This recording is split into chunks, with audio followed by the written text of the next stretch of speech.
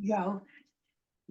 Good evening, everybody. It is 7 o'clock and it is our practice at the Stirling Road Library to respect you and begin our programs on time. So welcome, everybody. And I am thrilled to see you, and I'm thrilled to see some of the people who we also saw on Sunday at Batia's amazing lectures. So we can't get enough of you, Batia. Thank you.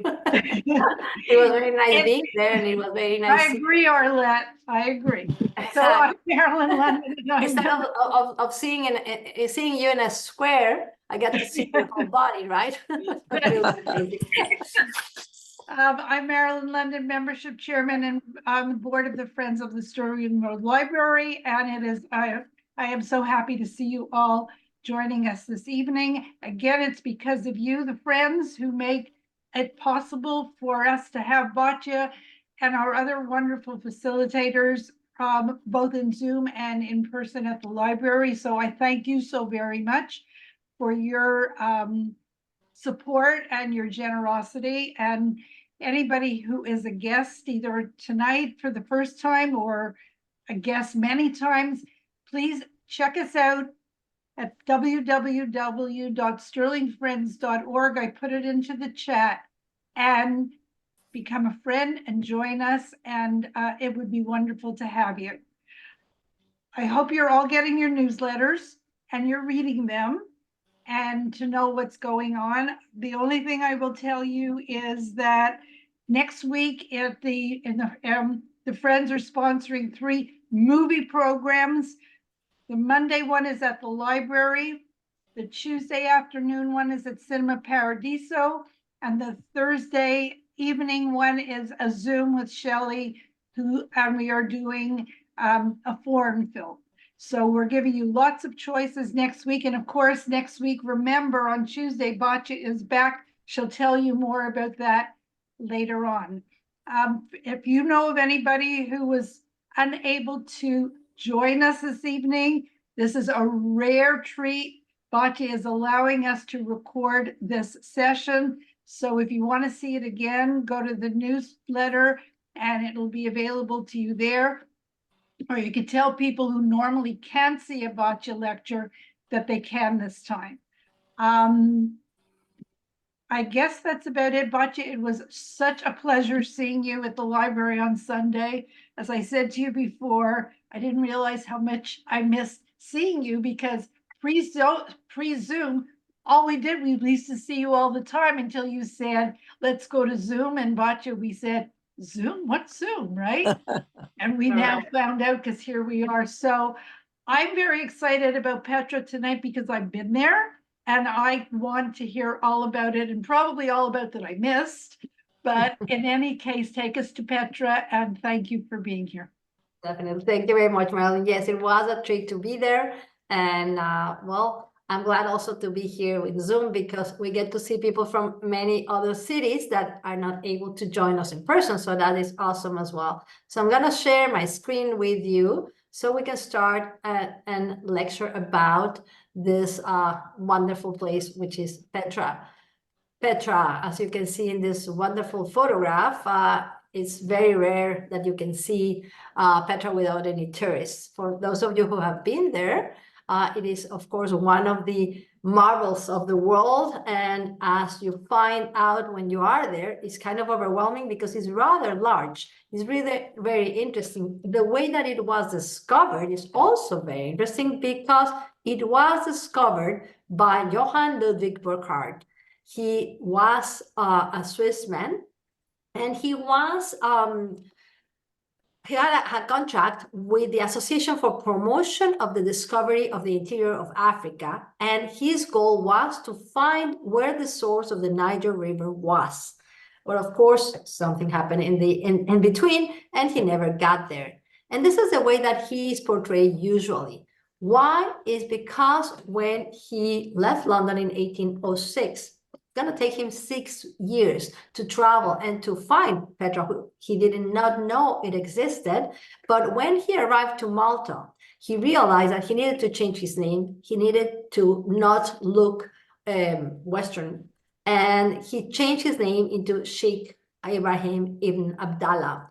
And he put a turban on, and he went with a guide and a group of people on a caravan to help him out. So he goes out of England, of London. He gets first to Malta, as I mentioned, by sea, and then he arrives in Syria, in Aleppo. From there, he's going to start a very interesting trip with a caravan, when he is realizing that it is a very, very difficult road. And he gets first to Palmyra. Palmyra is one of the Roman cities in Syria. It has been on the news in many occasions because it has been destroyed several years ago. That destruction started to happen with war, etc. But from Palmyra, he's going to go to Damascus, the capital, of course, of Syria. And in Damascus, he has a choice. He can travel through a safer route, which is through Jerusalem, which is right here, and then to go to the use actually the road to Mecca, going to Cairo. And he chooses not to do that. Actually, he goes the other way. And what he does is that when he leaves Damascus in 1812, he's going to get to Jerash. Jerash is where he finds a very interesting place, because there are some Roman ruins, and he starts to kind of walking around, very interested in getting all the information that he can while he is there. And the caravan people are very suspicious, and they say, well, why is this Arab, he wants to, why did he want to visit the ruins, Roman ruins? Why does he care? He's a Muslim. He doesn't really should care about that. So he travels to a man, and he realizes he needs to, convince them that he is a Muslim and that he is not interested in history or whatsoever, or even archaeology. In this case, archaeology did not exist as a discipline. But instead of going to Cairo, which was the easier way to get to Africa, remember, his goal is to try to get to the source of the Niger River. He decides to travel to the south. He passes through this castle of Saladin in Shobak, and then he is going to go to the Valley of Moses, called the Wadi Musa, where there is a holy place for the Muslims, which I'm going to talk in a second. But he stumbles into Petra. Now remember, this place is a desert. There's high temperatures, it's a barren country, and it's very hard, with a lot of mountains and rocky terrain, and very abrupt, like you can see. So it's very hard. When he arrives to Petra, he sees the beautiful natural formations, and then he realizes there is a wonderful place.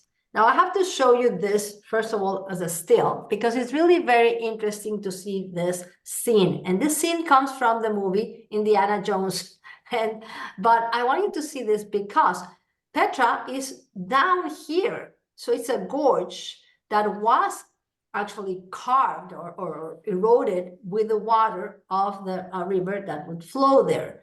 Today, the danger are the flash floods, because there is when there's a lot of rain, all the water comes down. But let me just show you a small moment of this film where it was filmed in Petra. And you can see here the landscape, of course, of the surroundings of Petra. Let me show you exactly what I'm talking about. So they are looking, this is just one of the scenes. And as you enter, of course, through the big walls of this gorge, of this wonderful place. So on the right hand side, you see the movie, and on the left hand side is today, how you see it today. So Harrison Ford, of course, and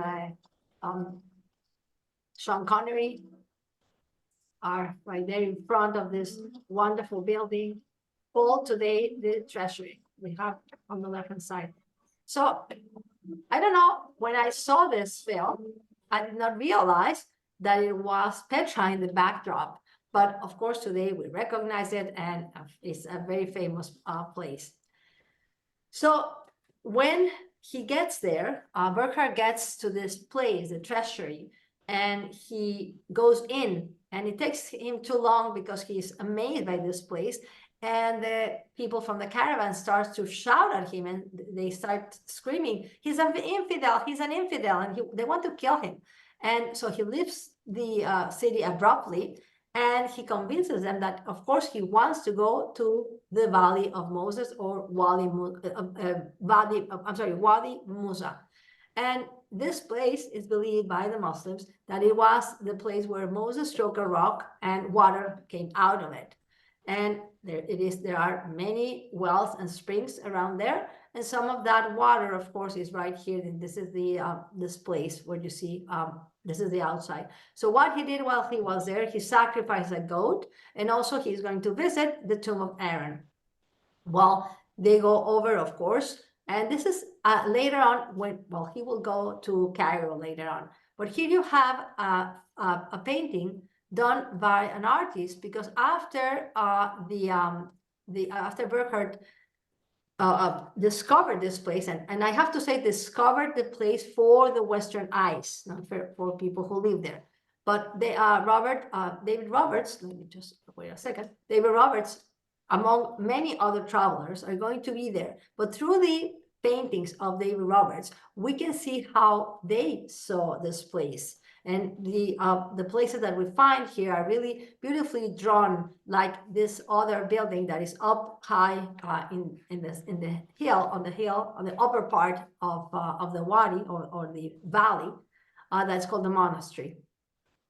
Well, what happened to Burckhardt? He traveled to Mecca, and then he goes to Cairo. When he arrives to Cairo, first of all, he's amazed of the pyramids, the photographs. Of course, I'm showing you an old photograph of the Sphinx.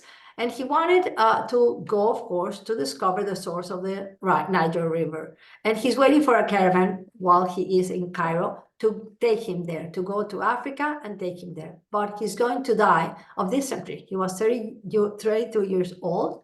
And he is going to be buried in Cairo. This is an etching of the tomb. This is the actual tomb today. And there is a plaque where it says, here rests the Swiss traveler. And it says, of course, the Sheikh Ibrahim, Johann Ludwig Burckhardt. And he was, of course, at least buried there. And his findings spread the word about this place. Today, when you enter, you have to remember that it's not only a city, it is a necropolis. It has around 800 tombs all around. And the path that you take in, it is one of the roads, it's not the only road. Why is it called Petra? Because of this geographer Strabo, who was a Greek, and he is going to use that name to describe this place. Petra comes from stone in Greek, and of course in Spanish we have a very similar word, piedra, but the Semitic name is Sela. And they have interpreted, of course, in biblical studies that probably this is the biblical Edom. Well, these are some of the biblical theories, of course, but who lived there? The Nabateans are the inhabitants of Petra. They established themselves there in the year 312 BCE, before the Common Era. The Nabateans had writing very similar as Hebrew and Aramaic, and this is the Arab translation of a Nabatean, a person who is from that place. The translation is the one who knows how to get water. And of course, this is how we call these people, the people who know how to get water, which in the desert, of course, it can be really handy. This is some of the script that they use, also Aramaic. And the inscription that they found, it says, this tomb is sacred. Actually, because of the place where Petra is, it is the crossroads of a trade route. But there are other places where the Nabateans would be established, basically outposts where they had an oasis, because they were traders. They were they were using those commercial routes. And through the Sinai Desert and the Negev, there are places that were also places of the Nabateans, like, for example, Abdat, which we see right here, and some others as well, near Beersheba and other places. Well, it was, as I mentioned, a very important commercial route. Most spices of essence, they would bring incense from Arabia, gold and silver from Africa, and many other places. It became a very important place where perfumes with exotic essence would travel, of course, and they would be sold and brought to the Mediterranean, like frankincense and myrrh and many other essence that would be used for perfumes. And this is, by the way, Roman glass.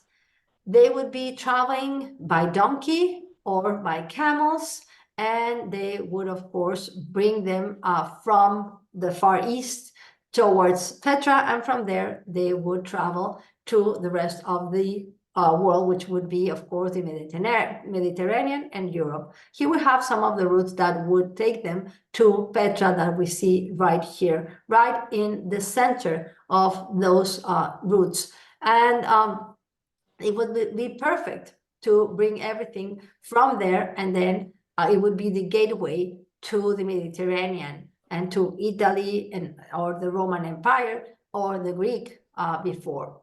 In this photograph, you can see, first of all, the gorge on your right-hand side, but on this area right here, we see one of the two channels, because they needed water, of course, and they do have sources very nearby, but they want to control it, and they want to have water very near them. So they are going to build channels all around the city, beginning, of course, in those water sources. But the danger here is, as I mentioned, the flash floods, because when it rains a lot, it can be really very dangerous, and people have died. In the 1960s, there was 1963 to be exact, there was a flash flood, and many tourists died in that time. And that happens usually in places like this, that there's a desert, like in Arizona, for example, in Antelope Canyon. And here are some of the photographs of the canals, of those channels inside the city. The walls were carved, and I'm just showing you some of them with clay pipes even that were built, and they were put, of course, in those areas to control the water. These are fragments of those clay pipes to bring fresh water from that source, from that spring. Here we have a map where you find, first of all, the water source right here, the spring, and from there the channels, one of the channels, until they get to the area of Petra, which you see right here. It is 5 miles from the city, that spring, and that's exactly where the Moses hit the rock and water came out, and this very holy place for the Muslims. So you have here a red line showing you where that channel was built. Inside the walls, it would flow, the water would flow with a 4-degree angle using a slope, but the water would not fill completely the pipe, so it doesn't not burst with the pressure. So controlling that is really very, very impressive engineering. And because they have a lot of influence from other places like the Greek, the Romans, and many other places, even India, they would get information and knowledge from other places as well. But of course, their ingenuity is really great. And here we have an image of the paved road to enter the city. And here we have an image of this slope and the calculations of the 4 degrees. In some of the newer pipes are right hand side, and these are of course, the ancient pipes. The canals, of course, would try to control the water, and also the 200 cisterns all around the city to control those flash floods. Sometimes it would be impossible, of course, but here we have some basins, also water basins, to ease the flash flooding. And they built also a kind of a dam, and they would reinforce that pool or that basin, water basin that we see right here, to protect, of course, the city. Here's a better view of that pool right here and that dam or that construction to reinforce that. Well, the whole city, as I mentioned, had around 200 cisterns. Some of them are covered with lead, also to protect the sandstone, because it is sandstone. And we find also lead pipes that were also used in Pompeii, for example. So the use of lead was common at this time, and especially in the city. So let me go really quickly to show you the map. So you enter through here, and you find what they call today gene blocks. And we're going to talk a little bit about that. Then you go on this road. And by the way, this road that you entered today is not the main road. There are several roads that go around that were also very important. But this became the processional road because it's also decorated in some areas with images of gods or leaders, etc. And then, of course, you enter the entrance of the gorge, the As-Sik, or also called the Sik. And here we find, of course, the treasury, the most important building that you saw already in the film by the Indiana Jones film. And from there, you go to this area where you find a theater, and also with the influence of the Romans for sure.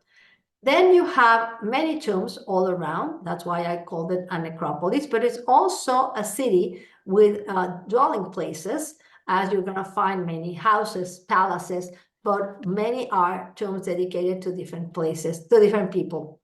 On this area right here, you will get to the area of the Romans, the city of the Romans that was built afterwards, and then to what is called the monastery. This is very high up, by the way, and very seldom tourists get there. Although there are people who will get, of course, there, but you need a whole day just to climb up because it's higher up. Well, let's talk a little bit about the architecture, because it is a necropolis, so most of the buildings that you see are tombs, but they do have a lot of influence from different places because of the commerce. There's trade, there's people coming and going from different places. This is a representation of obelisks, for example, on the top part of this tomb that come, of course, from Egyptian influences in architecture. And also other things, for example, here in this lintel, we find what we call the triglyph and metop that comes from Greek temples like the Parthenon, of course. Even though it's basically eroded, you can still see the division right there. And then the circle, which is inside the square.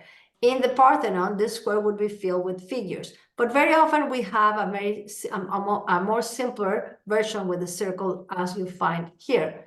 Somebody's saying, I saw Nabatean writing in the Sinai desert near an oasis and El Shamal Sheikh. Yes, of course, there is Nabatean writing right there. As you can find right here, also the pediment, which is a triangular shaped roof right here, and the columns also are an influence from the Greco-Roman architecture. And also you can see that there is an influence from Abu Simbel, which is in Egypt. This representation that we find on the left, of course, is a very important temple in the entrance of the river Nile towards Egypt. But both of them are carved on the stone. It's not a building by itself, autonomous, independent, or whatsoever, but it is carved on the rock itself, on the mountain itself. And you find also niches, the same as we see in Abu Simbel, with gods and representations. And we also see some very intriguing blocks that are called gene blocks. And they are freestanding. They are cube-shaped monuments, very enigmatic. Nobody knows exactly what they were used for. There are several of them all around. Here we have some drawings, old drawings. And the name, of course, gene comes from the Arabic. And they are called like that way because probably of course, this comes from folklore and a legend that they are dwellings of the spirit. And they probably are memorials of the death, the tomb that are around. And they have found around 25 gene blocks all around. There are also some dwellings very near, of course, the tombs. Around 20 to 30,000 people are believed to live here, and they are also carved inside the stone or on the stone. And as you enter the gorge, you find some remains of an arch. There used to be an arch right here at the entrance of the gorge, kind of welcoming you into the sick, as it's called. And the arch, or the remains of the arch, is still there. You see here a detail of it, but it was there until it collapsed in 1895. The painting that we see right here by, again, David Roberts, shows you exactly how this looked when he visited before it collapsed. As you can see right here is the entrance to the gorge. As you walk over to each one of the areas of the path, actually, you can see that there are some remains of sculptures. Here we have some figures.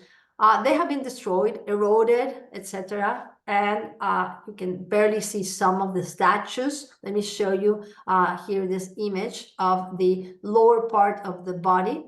You can see the feet of both of them in this case, but you don't see the torso or the face or anything else.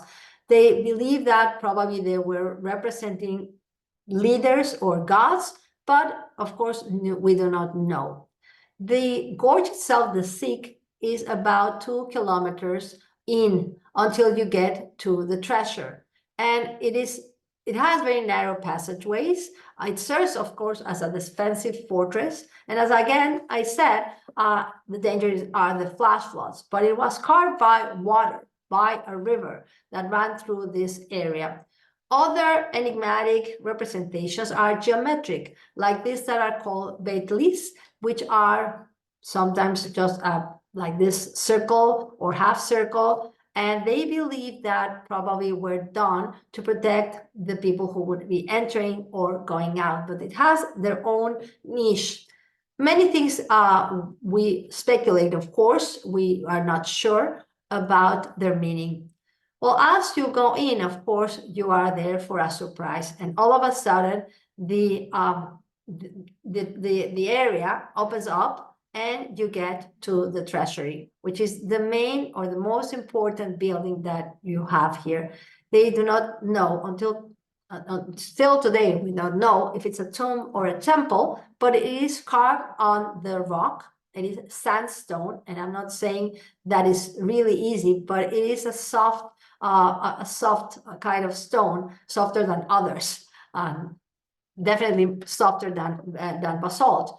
But in any case, it is rather interesting to see that it is a combination of tombs and houses, so dwellings and temples, etc., all around. Very nearby, there are other smaller places where they find also tombs. With one of them is the Madana in Saleh, which is not Petra anymore, but there is the same kind of architecture with influence of the Greek and the Egyptians. And this detail right here with this kind of stair is called the crow steps, the Assyrian crow steps, and they are also some remains of the top part of one of those tombs that probably was covered or and hasn't been excavated, but it allows us to see exactly that detail of this Mesopotamian stairway to heaven, probably a representation of those ziggurats that you see here on the left-hand side, those stairways to arrive to the god. Well, that one that I showed you before is exactly, it would look like this, but it has been covered by debris, by, of course, the erosion of the sand. But this is the upper part of the building, and you have some other influences like this, which is called the Egyptian cavetto, and this is the detail of the upper part of the roof that curves a little bit around. And so, of course, in Egyptian temples, we have it very often. And here we have that image or that architectural style in some of the buildings as well. And here is something very, very different, because they have found this elephant capital, and probably it is from Indian influence. And doesn't mean that they saw an actual elephant there. probably somebody brought an image or somebody drew an elephant, or probably somebody that came from India made it. But definitely, because it is a crossroads and a trade route, we have people from all over the world. This is the typical Nabataean column. Not, of course, it has influence from other places, but this is something that you only find in cities or where Nabataeans lived. And also on the facades, we have the same Nabataean column, which is very simple in comparison to others. For example, here we see the upper part with the Mesopotamian crow step. Then we have some Nabatean columns, of course, on the sides of this entrance, and a Greek pediment, which is this triangular part. And so we have a combination of different things. So tombs are very common, like this family tomb from the 1st century AD, or the Common Era. And we see the inscription of the name of the family right there. The interesting thing here is that the walls are decorated with obelisk shapes that are called in Nabatean nefesh, which is the same word used in Aramaic and Hebrew. That is the soul of the deceased, in this case, the deceased, because this is a tomb. An obelisk, an Egyptian obelisk is a triangular shape, what we see the same right here. And this is all for sure a different meaning, because in Egyptian cities, we find the obelisk related to the sun, the worship of the sun. That tomb in particular, just to mention an example, it has 17 shafts in all, in 2 different levels. And here we have an image again of that interior. We know a little bit how they work because of unfinished buildings that we find. So they, of course, they use iron chisels. So they chisel the wall and then they polish it until they get a smooth surface. So of course, it's a lot of work. This area right here, this is the monastery, which is the one that is high up, also a beautiful building, and it has a semicircular arch, again, Greco-Roman influence. And we found also some inscriptions that is dedicated to Obodas. Obodas was the first king, but it was a legendary king, and it was made into a god. So again, we see that it is a monument, kind of this memorial temple, and no remains whatsoever have been found inside this monastery. It's called the monastery because it is far away. Well, the image right here shows you a broken pediment. It doesn't mean that it's broken, but the design is exactly like this. And here we have the what, of course, you imagine it would be the typical pediment. So this is a Hellenistic influence, and we have examples, for example, at the Pergamon Museum in Berlin, of this kind of architecture. This comes from Turkey, from Miletus, and let me show you the same idea of the broken pediment in both. Well, of course, in the monastery in Petra, it has another element in the center, but it is a Hellenistic influence. There are many staircases all around Petra, stairs like you see right here. They're all carved on the wall, on the rock. And on top of one of them, there are some sacrificial altars where they would have probably rituals at the top and some ceremonies, etc. Here we have another view of those steps that are carved on the bedrock.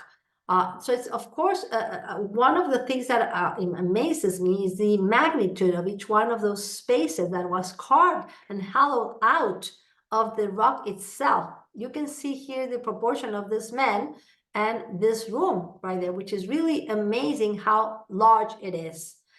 So I was mentioning, I spoke about the obelisk tomb, and inside this tomb is also, well, let me show you in a second. Inside there is also decorations and niches. And not only that, but a bench that probably would be representing the afterlife, a banquet in the afterlife, a triclinium in the way that the Romans would have. And basically first the Etruscans would also be doing that in their tombs.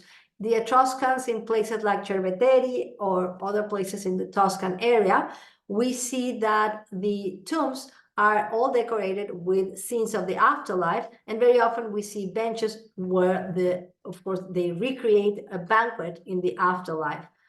There's also some sculptures in there as well in the niches, everything carved out of the rock. Even this theater, which was excavated out of the rock, and it was built in the 1st century of this area. So it has a semicircular orchestra, and the whole thing is a horseshoe shape, of course. And then we see that the Romans, when they were living there, because this is the other part of Petra, where there's a Roman city, they added a stage. This stage wall right here was added by the Romans in the year 106 of the Common Era. This is a view of that theater, coming into that theater, and they would have pilgrims. Basically, the road that I showed you before, it will become a procession road, and this place would be the destination, an assembly place. They would see also theatrical performances related, of course, to rituals and ceremonies, and it would seat around 6,000 people in this theater. This is the entrance of the Roman road. This is the Roman gate to go out, because as I mentioned, the Romans would be staying there. More or less, it was built that area between the year 250 and the year 403. And they lived there. And then we have a Christian group also living there. And later in the 7th century, the Arabs conquered this place. The commercial routes changed. Instead of using caravans and walking or using donkeys or camels and horses in other places, it was better to travel by boat. The demand, of course, of incense lowered, and there were several earthquakes which destroyed parts of this city. And by the 14th century, finally, it was completely abandoned and forgotten, and nobody knew about this place. But if we talk about the Roman area, they have also very large places. And this area right here was believed it was used for a marketplace. But later on, as the scholars are studying this place, even though they found this wonderful column avenue that leads to the Nympheum, and it is also a paved road in the way of the Romans would do. They found that this place right here, it was very near this temple, a Roman temple, during this period. And the part that is kind of highlighted, that is what they thought it was a marketplace, because it is just completely empty and it's only the floor. But it didn't make sense to have this besides the temple. And they made some studies, and this is the reconstruction of this, what it used to be the marketplace. Actually, they found a network of channels underneath with, of course, for transporting water. And they realized that this place was full of pools and fountains, and it was a garden where they planted some trees as well, probably. And this is the reconstruction of that. Instead of a marketplace, probably it would serve the area of the temple. And some other places around are very important and very seldom visited by the tourists because there's not enough time. Let me just tell you that 2% of the area has been excavated. Only that 2% you can see. And even if you want to see the 2%, it's kind of impossible because it's rather large. This is called the Tomb of the Urn. It is a royal tomb. There is an inscription with the name Malicus II. And as you can see right here, this is set back into the mountain. Look at the wall right here. This is all mountain. So this is being carved and then, of course, hollowed out. This king, Malicus II, was living during the Jewish revolt in the year 66 CE. And he sent troops to help Titus to conquer Jerusalem, of course, and to help him out against the people who were revolting. This place was later converted into a church, a Byzantine church. when it was converted as a church, they opened the window right here, but it is a very large place to gather people inside, even though it's not the original function of this place, because it was a mausoleum or a tomb. There are many other tombs around, like the tomb of Unaisu. And again, we find inscriptions. All the inscriptions are readable. And he was the minister of the Queen Shakilat II. She was the wife of Maliku II. And then she was ruling with her son, that his name was Rebel II. While the place has been, of course, damaged, not only by erosion, but also by defacement of images on purpose during the Middle Ages. The Arabs, when they came in the 7th century, they're going to try to destroy all of those human images. And then they found also some kind of slots on the wall, on the two sides of the wall, and they became very enigmatic. I'm going to talk about them in a second, but I'm just going to show you how we can see only the bodies of those images. And here we see that they were, of course, chiseled out, not eroded, but chiseled out, like this one right here, which was a gorgon or a Medusa, of course, from the Greco-Roman legends. Or this one that was a Nike. We can still see the wings on that relief, like the one that we see in this small sculpture. Here we have first the Medusa, where it was on that pediment, and then the goddesses or warriors that probably were Amazons that were, of course, represented here. They were also defaced, and on top of it, we have also images of eagles that are related to death. This whole building. On the sides, we see those slots. Well, first of all, they know that this hypothesis or theory of having a scaffolding was not possible because there is no wood around this area, but they found also those kind of slots or footholds, probably to loot if there was a treasure inside. Pliny the Elder named the Nabateans the richest race on earth. And of course, they had, of course, a lot of trade, and they were really a rich city at that time. Probably they were done, those slots used as a ladder, but they were done later, not at the same time as when it was carved. We have to talk a little bit about how they built it. So this hypothesis is that the masons, they would be on the top part, and they would work their chiseling down until they get to the top, the lower part. So they have found some steps on the side to go to the upper part to work right here. Well, this is the pathway to go there. As you can see here, they are carved. There was an experiment in California, and this is California, on how to probably how they built it. So this is the idea. And on the left-hand side, you see an actual tomb in Petra and what they want to achieve and how to make it in California. They found also in Petra with a scanner the silhouette of some steps. And that is why they think, and I'm gonna go back, that they started at the top and then they were coming down. So if you are, let me show you here. This is the silhouette, and this is the steps that probably were built, or not built, actually carved. So they would work on this, and then they would destroy each one of the steps until they would get to the bottom and carve the whole facade. This unfinished tomb shows you exactly probably the process, because they most likely they had some kind of a ramp, and they would have a ledge right here, and they would probably use some kind of platform to stand on. And this is exactly that unfinished tomb or unfinished building.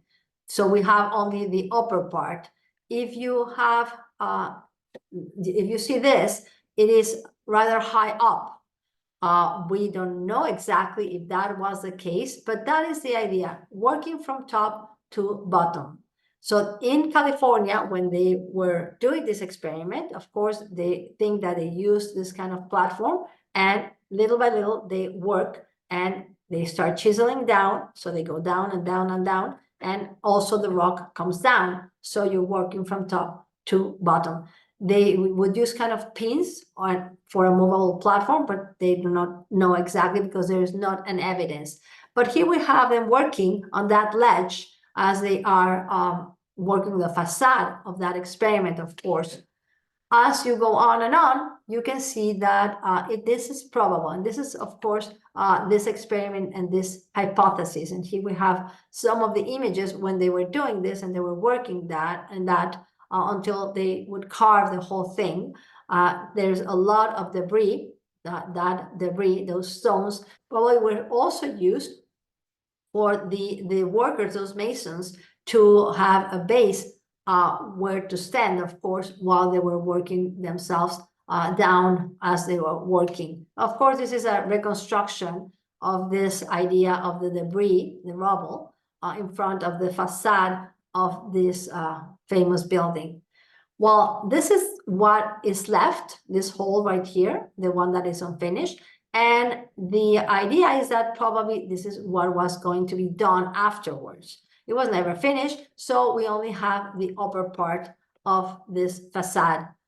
So it's rather impressive to carve everything from that rock. Also, they are trying to figure out how this can be standing, because this inside here is hollow. They have hollowed the area so you can go in.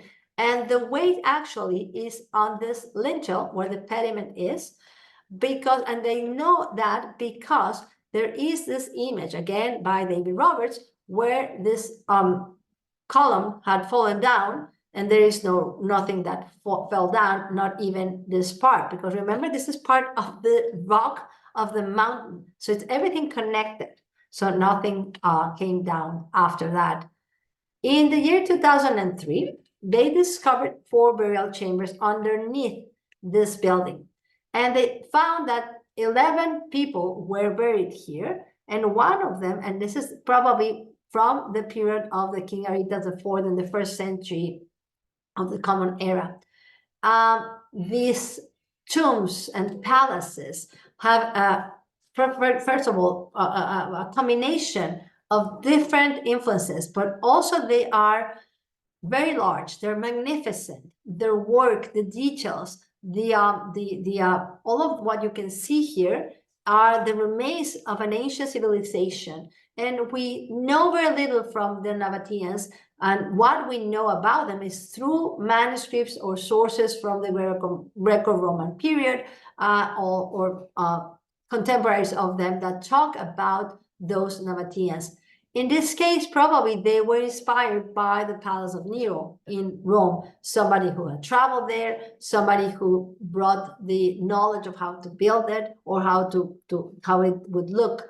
As I mentioned, also Romans would live here. The tomb of Sixtus Florentius is interesting because it has a Latin inscription, not a Nabatean inscription, but a Latin. He was a governor of the Roman province of Arabia, and he wanted to be buried in Petra, and he was granted his wishes. In the year 363, there was an earthquake. The decline of this place began. But we have a Christian community also at this point who built a church, a Byzantine church. There is in the center a baptismal fountain. You can visit this place, which is kind of separated from the rest. Not many people visit this church. You have an image from the other side of the atrium, this entrance to the Byzantine church. And it was discovered in 1990, so it's a very new discovery. When not the church itself, but he discovered 152 papyrus, those scrolls from the 7th century, which tells us a lot about the people who lived there during that period. And the excavation, which was really very successful, found also this beautiful mosaic floor inside the church. This place, actually, it has been known for centuries, and still it needs a lot of work, a lot of studies. Only, as I mentioned, 2% has been excavated. Today, after the study that they have made, they describe Petra as the Las Vegas of the ancient world. And I'm just going to show you a little bit of this clip so you get the feeling of this place.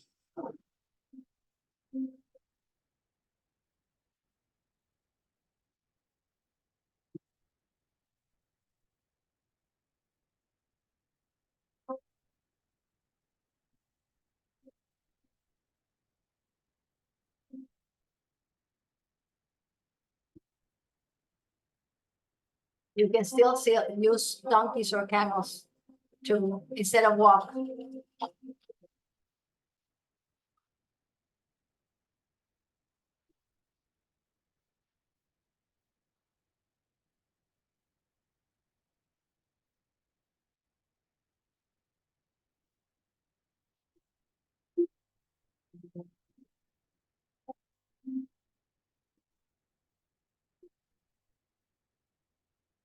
Well, wait a second. Let me go here.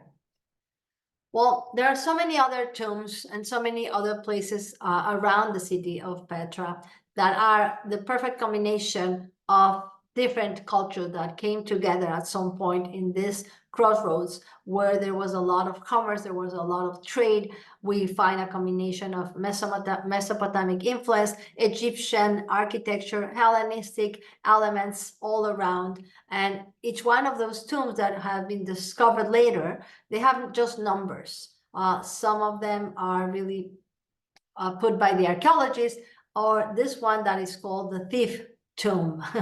Well, the inscriptions, because of course the Nabatean can be perfectly readable, tells us a lot about the people who were buried here, but not enough to understand more about their civilization and their life here. There's also some information about which gods they were worshiping, but not enough. Still, the Nabateans are a very enigmatic people that were traders, and at some point, the city was, of course, a very rich city. Thank you very much, everyone. And I'm going to stop this share so we can get some comments or some questions if you like. Anybody? And I know a lot of people have traveled. Yes, Arlette, go ahead. Well, number one, I want to thank you so much for the presentation because I could not get to Petra right now to physical situations, but I really felt like I was there.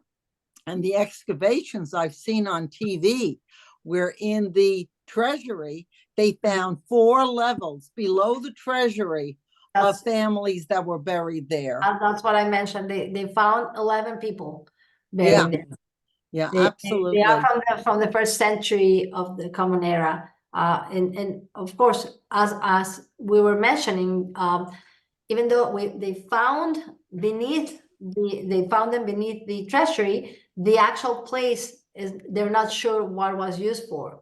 If it was just kind of a mausoleum or a temple, because there are no remains inside the place. Even though it's called the treasury, there's no treasure. And of course, they're still digging, they are still studying, and of course, there's a lot of work still to do there. And I thank you for also comparing the different architecture from Romans, the Greeks, the Egyptians, all combined and melded together over time. Thank you very much. Appreciate it. Okay. Okay, yeah. My question is this. Okay, so when these other people came in, like the Romans, that they stayed there, the Nabateans were still living there, right? Yes, of course, but they had a wonderful relationship with with the Romans, because they were traders, and the Romans would absorb any civilization, any culture. They would just absorb it. They did not want to destroy them. They are using them as well for commercial purposes, but they did not, they were not their enemies, they were their friends. So they, of course, they were there, they were living there, they built their own place, which is kind of the extension of what you usually visit. Yeah. Some people go there. I was lucky enough to go up to that area, but it's rather extended. So yes, with the Romans, they did not have any problem. And afterwards, of course, Christianity came along. It changed a little bit. There were quite a few earthquakes, which destroyed a lot of those areas. And then in the 7th century, when the Arabs conquered, they, of course, they destroyed some of the images because they don't believe in images, and they reused some of the places. That is when the Nabateans are completely gone. We don't see any Nabateans anymore as Nabateans. We don't know exactly if they were killed, if they mixed, or they converted. Probably they did. So the Nabateans as Or they just left. but Like as, those as a cultures. people, we don't know what You happened mix, you leave. afterwards. Yeah, Yeah. probably they Yeah. did. Yeah. Okay, thank you. Thank you, Raquel. Anybody else? Any other comment, questions? Please. I would like to ask you, Batia. Yes, Marta. I'm impressed at the size, at the dimension of the thing. And I wonder first the technology that they may have used and the number of people who were involved in this. Were they slaves? Who were they? There's not any information about that. Probably they were. There were also, slave trade. All of those routes, they would have slave trade. So probably yes. The studies, what they find is that they were not warriors. They were not a conquering kind of people. They were traders. But yes, for sure there were slaves, definitely. The amount of time would take, of course, years. And it would be, of course, very difficult, but they need also talent because they need to know how to carve and somebody to design the carving and know how to do it. But also, the technology is very interesting because we have a combination also of Roman engineering. They would use iron and lead for chiseling and lead for the pipes, etc. So they would melt lead as well. And so I think that they would take a lot of time to do that. Sandstone, in comparison to other stones, is rather soft. But not as soft, of course, but it is, in comparison to others, is rather soft. On the other hand, they had to maintain those places as well, because remember, flash floods, erosion with the wind, and also that would happen. So during the peak of the city, I'm sure they would have also people who would maintain those places. But mostly we have around 100 tombs. So it's a necropolis, but it was a city, a living city at the same time as a necropolis. It's interesting to see this. Only some of the civilization would be so organized as to have the necropolis separated from the people who are living there. Like the Etruscans, of course, and later the Romans, they would have special places where they would bury their dead. But very often we see in many civilizations that people would live around their ancestors. So of course they would bury just beside there. So it's not very, very, out of the ordinary. But thank you for your question. I do not know the exact answer of how long did it take them, because we don't know, don't have any information about that. Only Impressive. It's hypothesis. absolutely impressive. It is an impressive place. It is really, really magnificent. There's nothing similar, even There though, was- for example, in Turkey, there are these caves in somewhere in Yes, Turkey, the only thing but that they is don't have this architecture. no, the only thing that is similar, because it's carved on the rock, is Abu Simbel in Egypt. Abu Simbel in Egypt, because it's carved on the rock. So that is the only similarity. It's an impressive temple that will welcome people coming from the river going into Egypt lands. So that's the only place that they have something as impressive as this. But there are other places where you see carving, like hollowing or carving the bedrock. There are other places, but not as extensive as this one. I can see all of the different comments. Thank you, everyone. Anybody else another question or comments? Thank you, Martha. Thank Any you. other thing? Well, hope to see you next week then, Yes. Yes. everyone. Have a You wanna good week. tell us Thank what- you, Batia. Thank you. You want to tell us what?